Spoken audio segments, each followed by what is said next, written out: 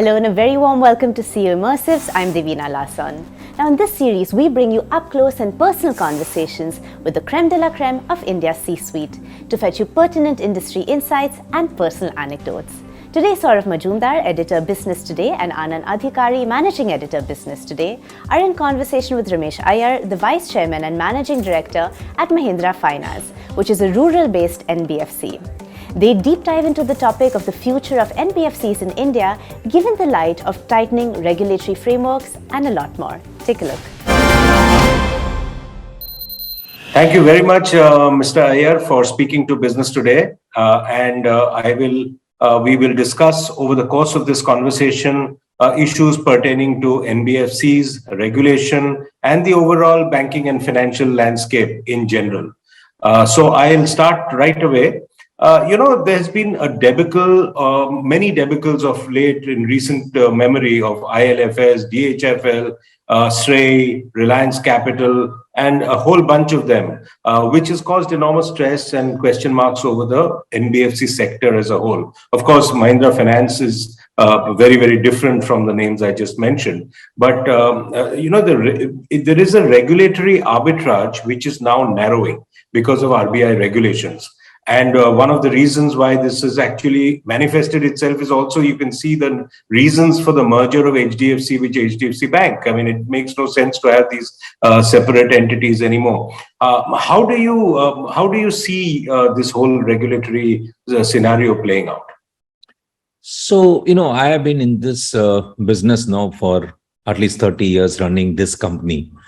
And what we have done and what we believe is, first of all, you have to build these businesses on highest governance and very customer-focused approach. Because ultimately, we are providing solution to a consumer. And that solution should yield the benefit that you're looking for. It can't be the other way around to say that, okay, this is what I want to earn and therefore I will do this, this and that. Second is, regulation, if you see the last 20, 30 years, has only been tightened more and more every time. While it brings pressure when a new regulation comes in, believe in me, that if your model is able to absorb the changed regulation, it only makes the model more stronger. So therefore, our belief is, if a new regulation comes in, first question your business model, whether your model needs a tweaking. Right? True. Because I know for a fact some of the people didn't do well even in the past, even in the first round of NBFC, because they were borrowing short-term funds at a very low rate and doing a long-term lending, and a lot of margins used to be made. Yes. But every time the liability corrected, it started impacting the balance sheet. But you look at some traditional companies like all of us who have always ensured a good asset liability match. And you have never had a problem with liquidity pressure or a rate pressure because that's what you are set up for. Correct. So my take is more regulations will definitely bridge the gap between a banking format and an NBFC format. But it will only make the surviving NBFC much, much stronger than they are at every stage. And then write a model which is to help a customer. Then you will still find that you are relevant to the system. Also, the really stronger balance sheets will be the ones standing in that case. Yes. What is the regulator trying to do? He's just trying to see, are you adequately capitalized to face any eventuality? That's right. And therefore, if people who are well capitalized will not have these kind of problems to face. So, securitization rules changed. Earlier, we could on-tap securitize. Which means you didn't have to have capital at all to grow a balance sheet and then you securitize it. That's right. That's not the right thing in the system. So they brought in to say at least 6 months you must keep it in your book. Which means you have to be adequately capitalized before securitizing. And therefore you will write a loan only if you have sufficient capital. So, Mr. Iyer, in the past, we have seen NBFC growing at a much higher rate than the banking industry. Now with this regulatory arbitrage reducing, some are NBFCs gone, HDFC part of a banking platform. Do you see the space shrinking going forward with this all regulation coming in? So the way one should look at it is NBFC will do focused what it is good at doing. See, when you don't have these kind of regulation, you get in to do everything. right? Like, for example, somebody may lend on an SME and do some 25, 40, 50 crore lending and do it for 7, 8, 10 years. And you may not have sufficient matching funds, right? And you may not even have probably a project capability to lend that kind of a money for a project, etc. So NBFC was typically built to do retail, right? And if you largely look at almost all of us as large NBFC are vehicle financiers, Yes. right? People started looking at other products for growth. Now, some people over a period, if you see NBFC has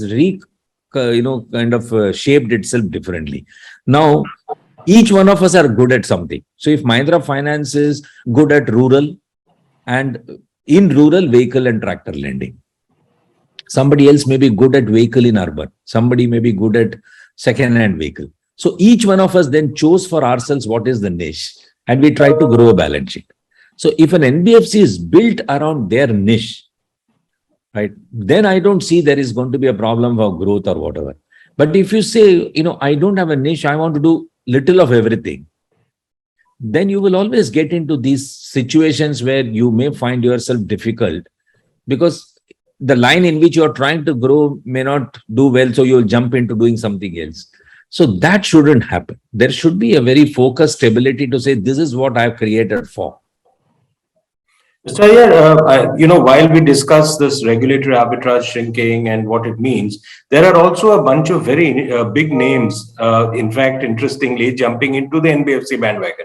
You have Godrej, you have Piramal now becoming bigger, you have the Poonawallas with Poonawalla FinCorp, you have the Adanis also now coming in. So how do you sort of look at the entry of these big boys into the NBFC space, even while there is this whole churn with the asset liability mismatch in some cases? So, the way I would look at it, at any point of time, you will have 10,000 NBFCs registered and you will have 100 of them are large and very relevant. And that space getting corrected all the time, the number will still be 100. Some will go out, some will come in, some will get consolidated. So I'm not too sure that 100 will change. Maybe 100 may become 105 or 95, whatever, but it'll remain almost there. But the clout of some of them will be different from what used to be, no? Which is good, right? I mean, I would think that even today, if you look at the credit penetration, it is still not very high. People still need credit for growth. And therefore, there is room for many more. So just go back to my first comment. If the purpose is well defined to say, why am I setting up this NBFC? I think you will always be important and relevant.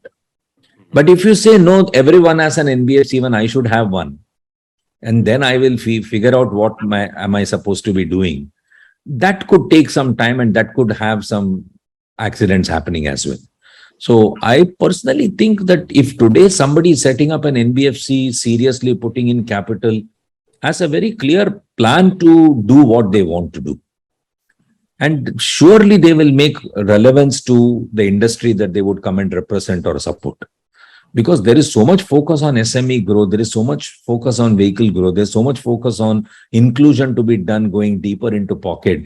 I don't think all of that has been fully met yet. So I think there is scope for many.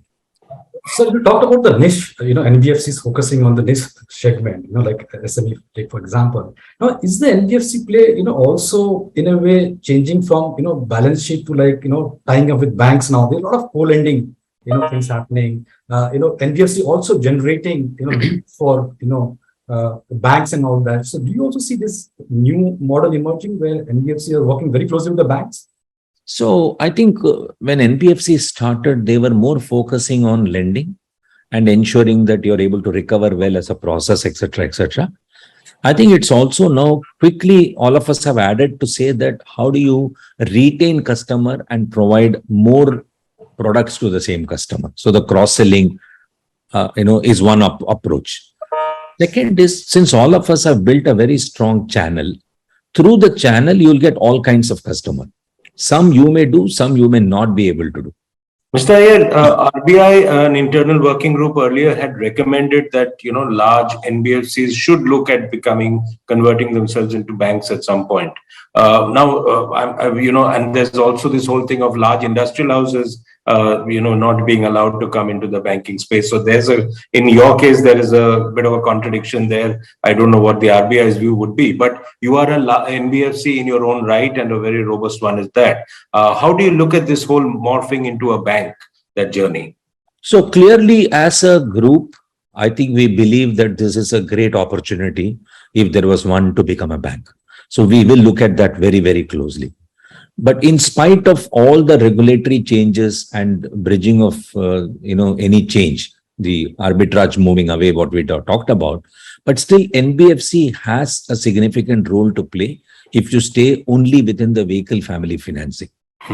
Right? Just to do a vehicle financing, you don't have to become a bank. True. Right? As an NBFC, you can continue to do well. But if you do have a larger play in mind, which is you want to get into all parts of the financing, then I think banking is the right format and NBFC may not be the right format. Especially, with the cost of funds.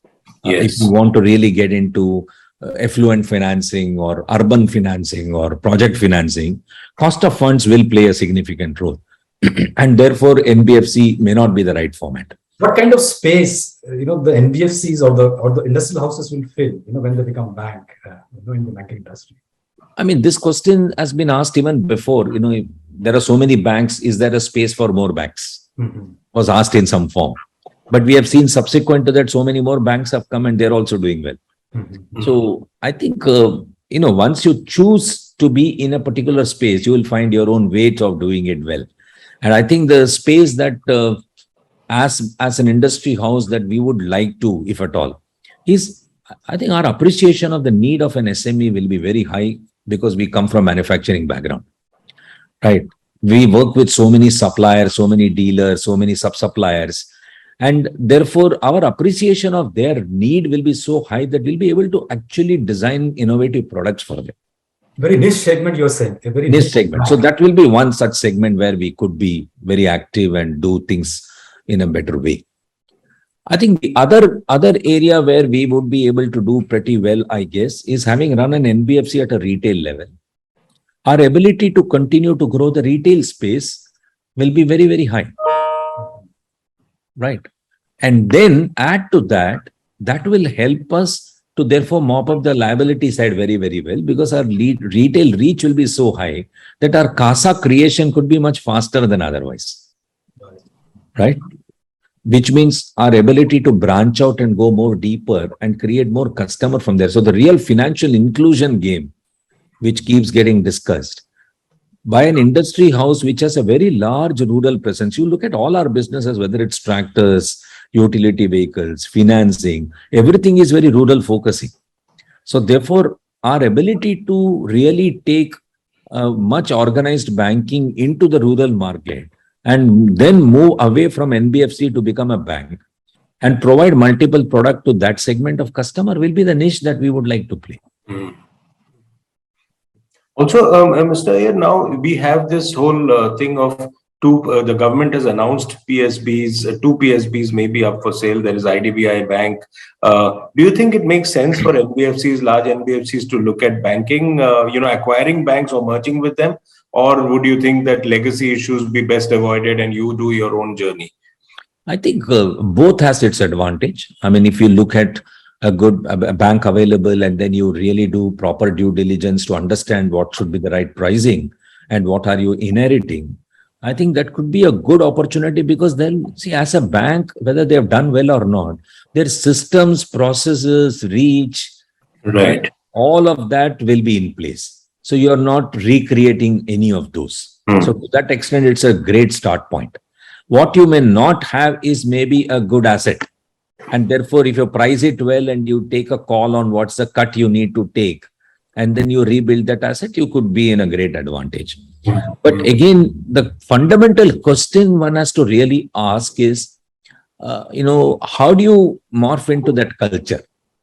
If you were to convert an NBFC into a bank, that means an NBFC merges into a bank that you may acquire. Yes. You may have to look at, Does it meet your end game that you're looking for, and how the bank is structured, and what's the cultural fit?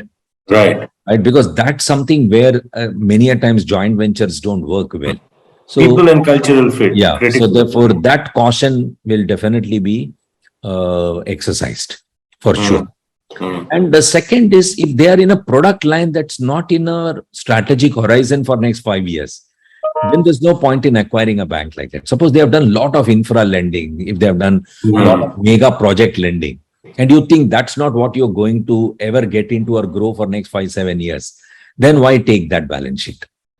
Do you think now with bigger balance sheet sizes and penetration, you think banks will get deeper and deeper into smaller geographies and sort of eat into many of the NBFCs areas which serve the smaller, deeper geographies? So my view is, first of all, size matters. You have to become large, and your ability to really bring large capital has become necessary. So therefore, size is necessary. Second is, as we were speaking, I said the credit penetration is still pretty open. It's not that everybody has got credit and everybody is able to get it on time. So there are two types of credit that's not happening. One, not everybody is getting it. Two, everybody is not getting it when they actually want it. True. Right. To address these two, I think there is a room for many more players. It can't be done by few limited players. Right. Like even when we all came in as an NBFC, it was not that the country didn't have sufficient banks. Right. The banks were there. They were all widespread. And even today, they are all large number of branches spread across. Again, I'll go back to my point on, if you define your purpose well and you choose the segment you want to work with, I think there's room for many.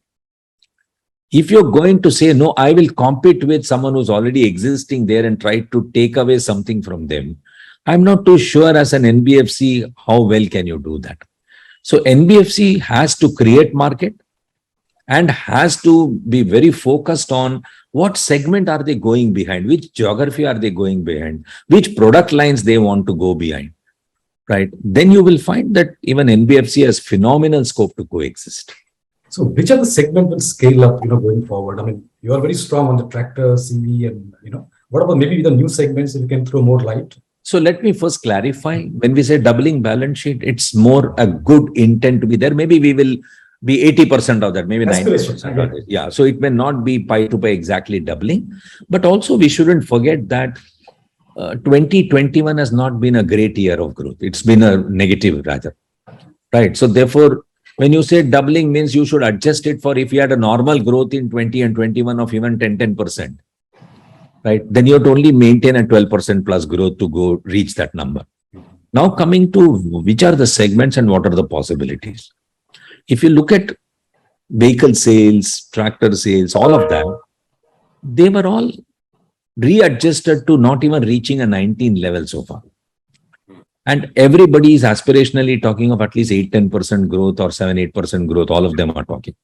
SME is another segment of us where we think we can build a book up to 8-10,000 working with Mahindra suppliers. So we have chosen for ourselves auto, engineering and agri as the three industry where we will support the supplier because we understand that industry better. So there we think there is a scope to have a book of another 4-5%. So put this all together, we think a 15-20% growth coming through these approaches is definitely doable. That's how we put for ourselves a doubling of balance sheet growth approach.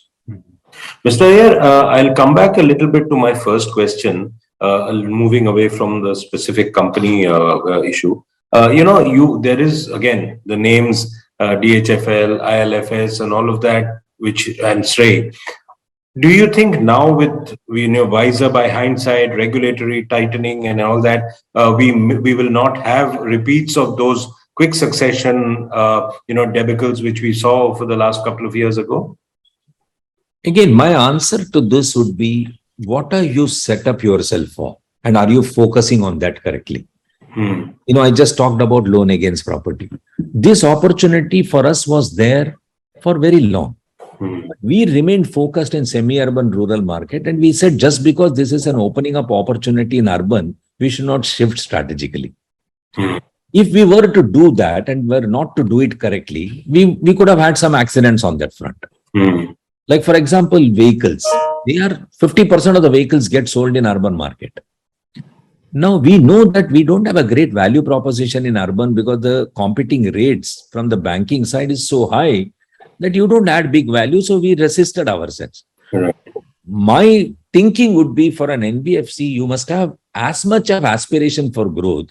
You must have firmness for resisting something. And if you do build that in your strategy, that what will you resist? Then the chances that the accidents would be much, much lower. It's a very important point.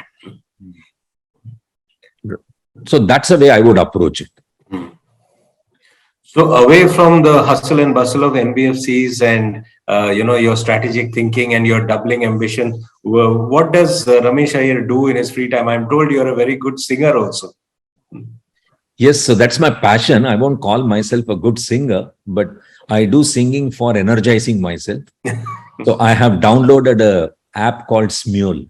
Okay. Okay, it has got all the movie songs from the past to present of all singers. And it's like a karaoke. You can just kind of connect yourself and you can sing to the music. That's where you can also connect with somebody you don't even know and have us sing together. Somebody can follow you and listen to you. Somebody can invite you to sing a duet with them. All of that is possible. My biggest audience and fan is my driver, who's been with me for years. So he listens and he appreciates to my singing, which encourages me to sing more. And that you do on your way to and from work, is it? Yeah, to and fro from work or on a Saturday, Sunday when I'm at home, and sometimes, nobody at home, you're alone. So I make my house into a studio. Absolute pleasure speaking to you, Mr. Iyer, and look forward to more such conversations. Thank you. Thank you so much.